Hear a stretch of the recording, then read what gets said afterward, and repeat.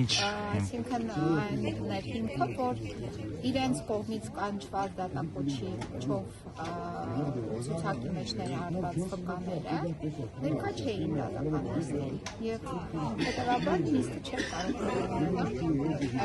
այն ծրագրված նախանշված օրակարգով, որը այսօր պետք է լիներ։ Չեմ կարողացա ապահովել, որովհետեւ այդ վկաներն եմ կարծում ինչ կարգավիճակի եւ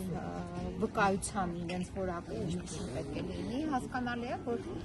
ժամավաճառությամբ են զբաղվում, ամբողջ մի մեծ հսկա դատական համակարգը պետական բյուջեից տրամադրվող գումարները, այդ թվում նաև ոստիկանությունը, այդ թվում նաև մեկուսարանները զբաղեցնելու, ասենց գործեր են կարել մարդկանց վրա, բերել են դատարան։ Այսինքն վկաները ովքեր պետք է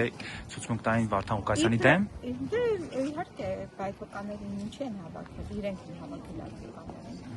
Բայց հայտնի է անուններ կան։ Այո, հայտնի է, հայտարարեց անունները, պարզվեց վկաներից ոմանք ընդհանրապես չեն ծանոթվել, ես չգիտեմ նրանք կան, չկան, ովքեր են, ինչ է,